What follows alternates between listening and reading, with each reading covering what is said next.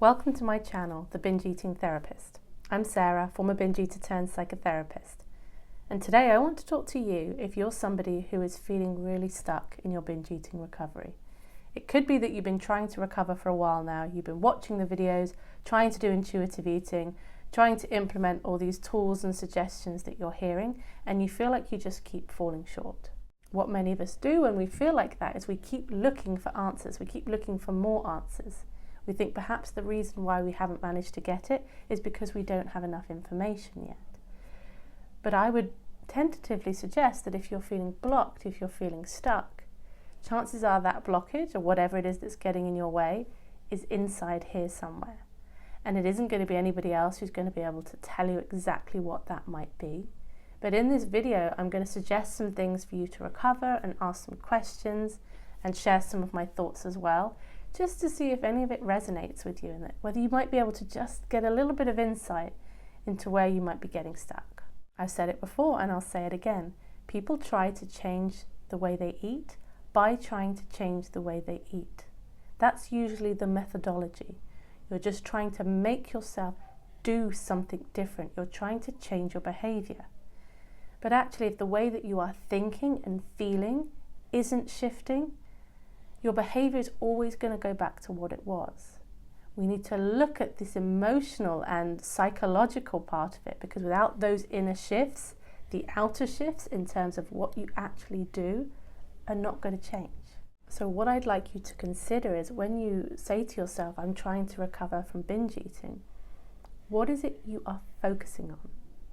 And is it serving you?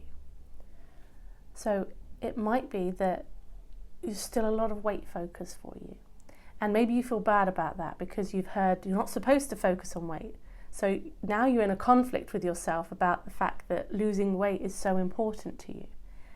If you can remove the morality around this idea that you're still focusing on weight loss, you're going to have less conflict around it. It's actually, in a paradoxical kind of way, will be easier to let go.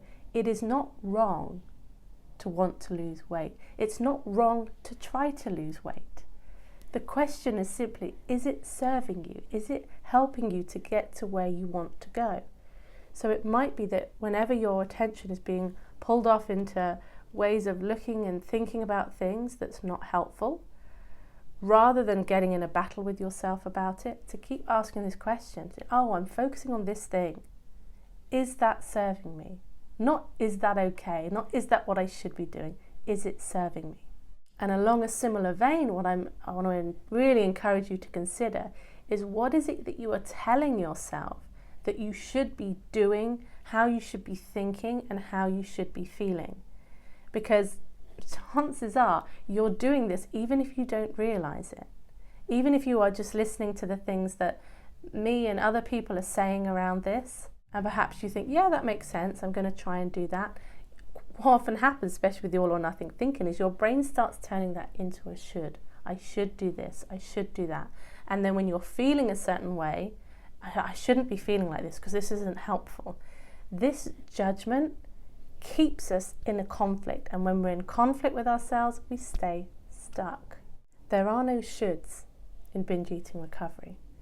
There is advice out there that tends to help a lot of people, but the minute you start turning advice and wisdom into shoulds, like, you lose it, you lose the point of it. So catching yourself, whenever you're saying should, turning it into a could.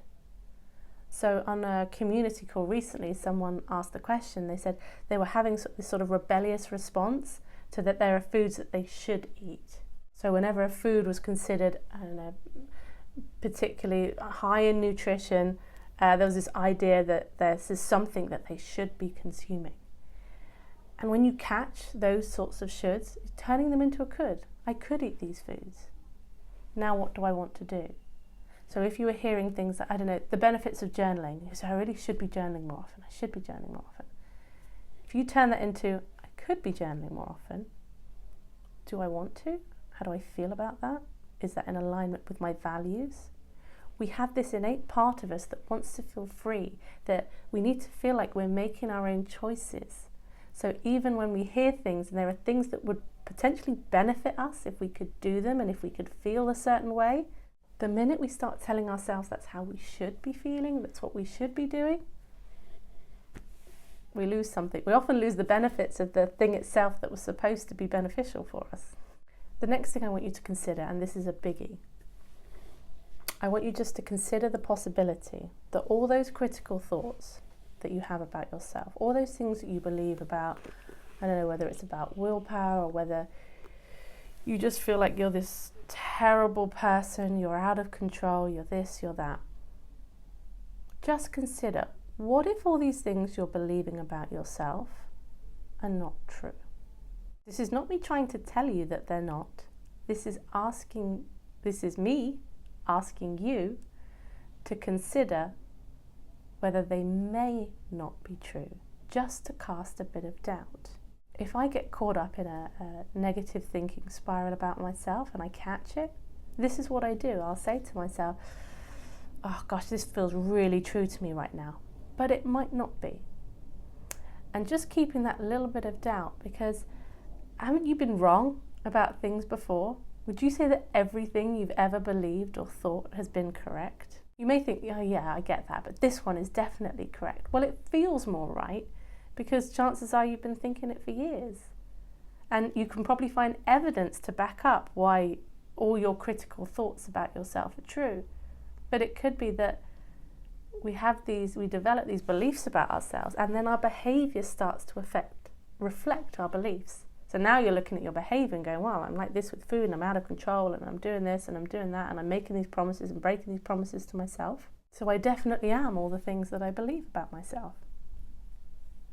Not necessarily. And just make believe. This one can be a toughie because what it's asking you to do is question identity. Question if you are who you think you are. On this retreat that I was on recently, that was the question. It was a retreat of self-inquiry. So it was contemplating that idea of who am I and questioning that, and so many things falling away in the questioning of that. But I don't think we really change our lives just by changing the external circumstances. We need to change our experience of our lives, and experience comes from what we're thinking and believing about ourselves and about ourselves in relation to the world and other people. And this consideration also involves the concept, the willingness to be wrong, the willingness that you might have believed things about yourself for years and years and years. We often see it on social media now, there's that meme that goes around, you are enough. And maybe you've seen it so many times that it starts to lose meaning. But what if you really are? What if you really are good enough? What if you're not broken? What if you don't need fixing? What if you were mistaken in that belief and now your behavior has just been reflecting that belief? If this is something that you grasp, it can be enormously liberating, and it can come with some grief for lost time and lost years of believing those things that you've been believing. And the beliefs come from somewhere. Maybe somebody told you that. Maybe you concluded that based on some of your experiences. And the last thing I want you to consider is, how do you want to treat yourself when you fall short of your expectations? And I know you don't want to fall short of your expectations. So with binge eating, that might be when you binge again. How do you want to treat yourself when you binge again? And notice if there's a pushback against that. I can't binge again. No, I've promised myself that this is the last time. I think we need to learn how to meet ourselves when we feel like we've failed. Because regardless of whether you binge again or not, you are going to have a time where you feel like you've fallen flat on your face again. And there's going to be guilt and shame, and all those emotions are going to be evoked. They're things that we all experience. And this is where I would urge you to think about self-compassion and self-kindness. And again, I know these can sound like vague concepts, but kindness and compassion, they're more than just this idea, oh, it's just nice to be nice, and that's what good people do. When you are in the guilt and shame, and you've got all those emotions going on, your limbic brain, the lower part of your brain, is really activated. You're in your feeling brain. And the blood flow in the brain goes to that part. And so your prefrontal cortex, where your thinking takes place, kind of shuts down. So now what's happening is the decisions are coming from the lower brain. They're coming from this emotional, reactive place, this part that is desperate to set the scales right, literally and figuratively. Make up for it, what you've just done. Make up for it tomorrow. And meeting yourself with kindness doesn't mean telling yourself, oh, it's okay, it doesn't matter, when it does matter. Meeting yourself with kindness can be acknowledging that the guilt's there and that the shame's there. But it's about enveloping those feelings in a kind of story, because you think the feelings are true. You feel guilt and shame because you have done this terrible thing and because you are a completely crap person. When a kinder story around those feelings could be, I'm feeling really lost. I'm feeling stuck with this food thing, and I'm feeling disappointed that I'm still struggling with this, but I'm still trying to figure it out. This is not some kind of toxic positivity thing. It is allowing those really crappy feelings, but it is enveloping those feelings in a story, the kind of story you would tell a friend. I know it's a cliche when they say, what would you say to a friend? But that can help, because when we externalize something, what would you say to somebody else that binged? We're able to go up into our thinking brain because we're not operating down in the limbic brain.